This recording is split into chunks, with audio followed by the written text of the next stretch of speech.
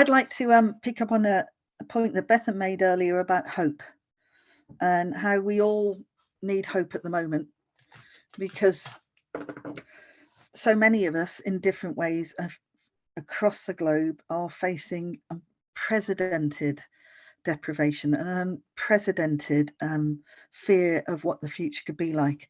And there's a lovely quote from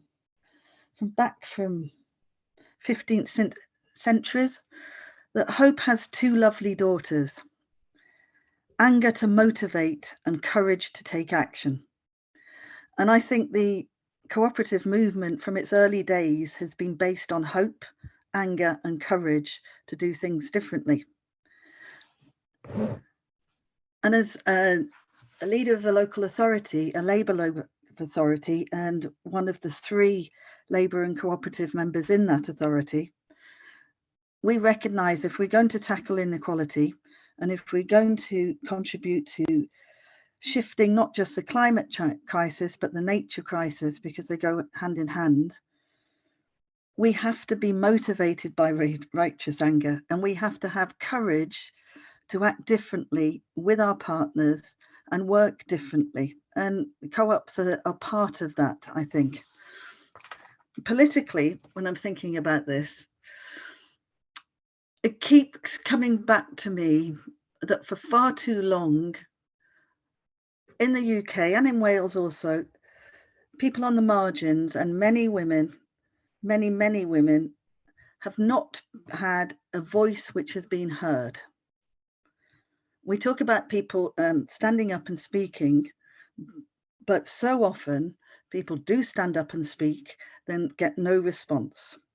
And the cooperative movement and cooperatives give women and other people on the margins the opportunity to flex those democratic muscles in a way that has been very difficult over the last decade or so, and to really start thinking about what it is you want to say, how you can say it, how you can make change in cooperation, because Debbie made that point so clearly, and every other speaker on this panel has made that point. None of us can make the changes we want to see alone. Cooperation always makes sense, and cooperation helps us build that sense of agency, build that sense of being able to make the change. And it's that training grounds to learn a different kind of leadership, a leadership which is about participation, a leadership which is about saying people are coming with us. And what does that mean in practice? Well, I'm absolutely with Debbie on that we have to ensure a fair return on work. And what Anne's just told us, in cooperatives, we can do that. There is no way in my local authority I could match that 11%, or any of us, no matter how much we wanted to, because of the constraints that are placed on us by funding formulas, by the various services that we have to provide and should provide. But isn't it inspiring to know that there are social enterprises out there, cooperatives out there, that really are committed to fair and decent work for people and are really trying to keep up with inflation? And those are the kind of partnerships we would like to have with those organisations who are committed to fair work, who are committed to safe working conditions, who are increasing the bargaining power of the people within their organisation by the very nature of being a cooperative, and that they recognise, as Debbie was saying earlier and as touched on by Bethan, that balance that women are always looking at, the balance between household commitments, caring commitments, other responsibilities as well as work. When cooperatives work well, that balance is always there. And it brings me back almost full circle, because when I got involved in cooperatives, it was over 30 years ago, working for a women's credit cooperative in Indonesia that was market women, the leader of whom had left school when she was 15, and the majority of women couldn't read or write.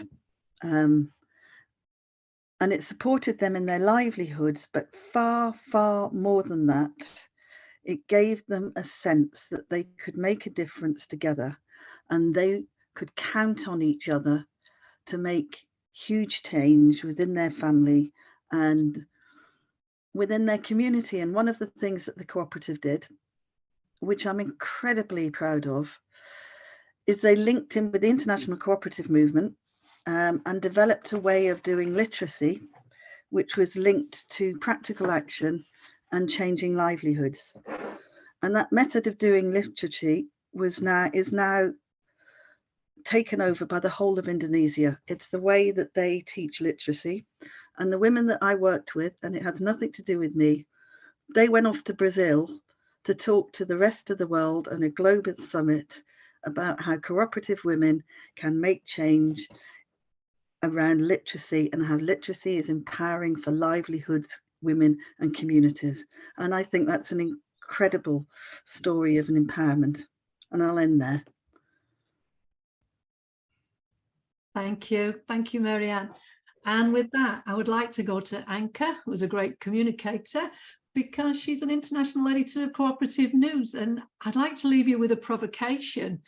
It gets said at lots of events that we go to, is that the cooperative movement is neither cooperative nor does it move. So I'd like you to consider that within this overall question of cooperative women, and how do we get more women involved? Because we've been hearing that, we still don't have enough women in the movement as a whole, and we don't have enough women in the leadership.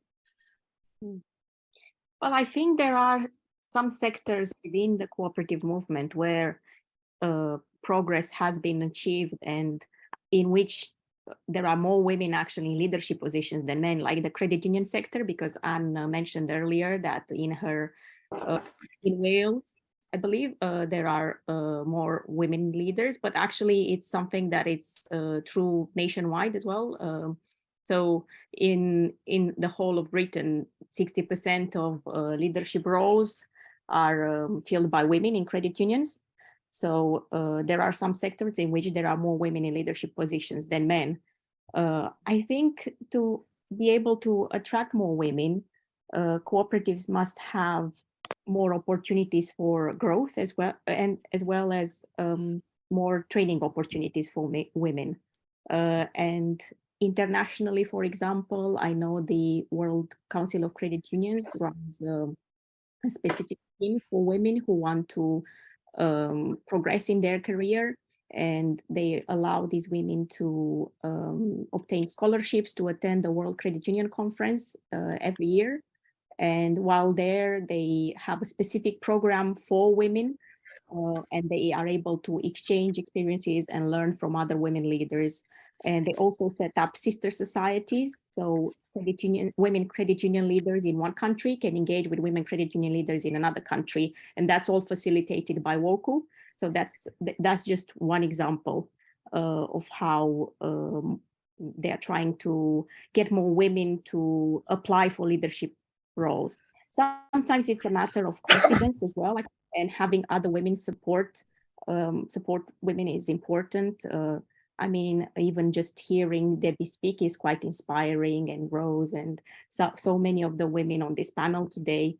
It means a lot to young women to have women to look up to, and to have women they can reach out to if they need advice or if they want mentorship. And I think it's important to bring women together for events like today's event. I think co-ops also play a key role in some countries when it comes to formalizing the informal economy, and a lot of women who work in the informal economy have difficulty in, for example, accessing loans or having enough opportunities to look after their families sometimes because of the lack of social security and healthcare.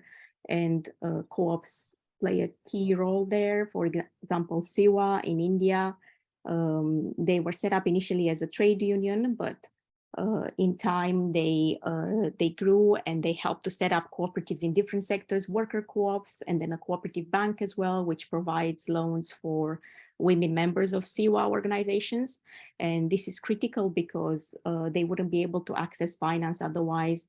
These are women who are unbanked otherwise and whom regular banks wouldn't really lend to, just like credit unions here play a key role in the UK, providing loans to people who otherwise wouldn't be able to access finance because banks are not interested in offering small loans because they don't make enough profit. So the cooperative model here is important because it helps to serve communities that would otherwise be unserved altogether.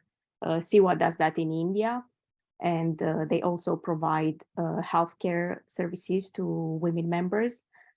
During the pandemic, Cooperatives UK was able, through the International Working Group, to raise £100,000 for women working for CIWA.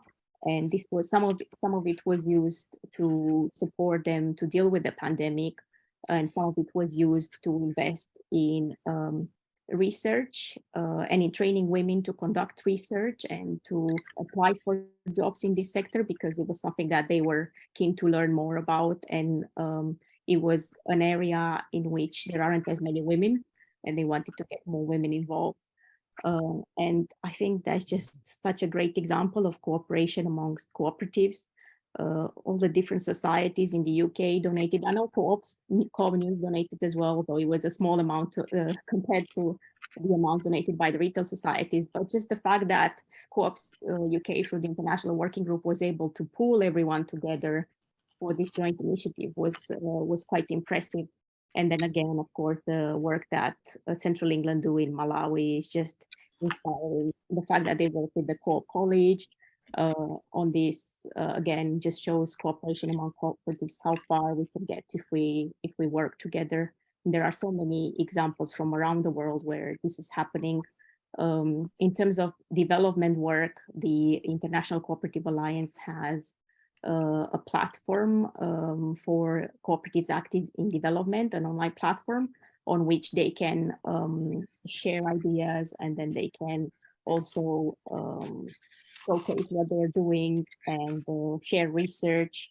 And they are, I know, in the process of applying for funding to continue this project, funding from the European Commission.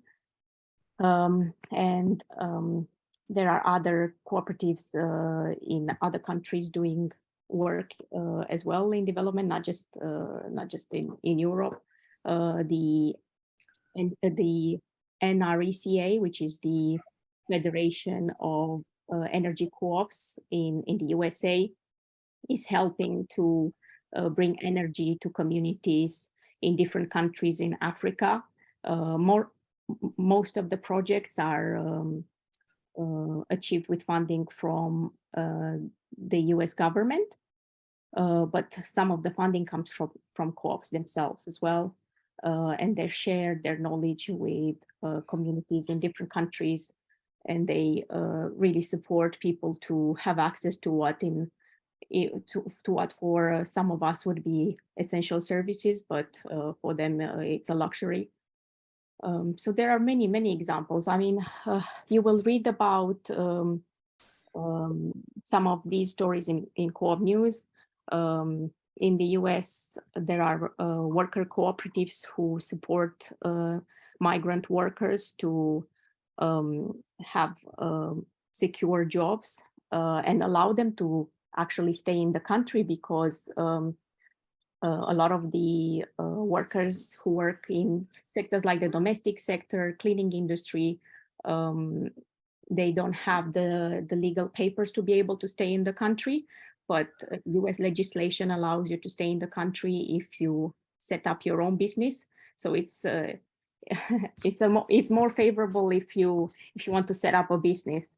So by setting up a cooperative, they're able to stay in the country, and not only that, but to have formal employment, access to social securities, access to pensions, and they get to decide their own working hours, and they get to have flexibility. And that's quite important, because if they were to work for other employers, or if they were to work on the black market, they wouldn't get any of these benefits, and they wouldn't get to choose their customers either. So there's so many examples. I just have so many in mind that I can't think of any more specific example. There are just too many to choose from. There are so many examples of cooperatives making a real difference all over the world. Thank you, Anka. That was very good. And I think that might have answered Shmuel's question. If not, yeah, you're happy with that?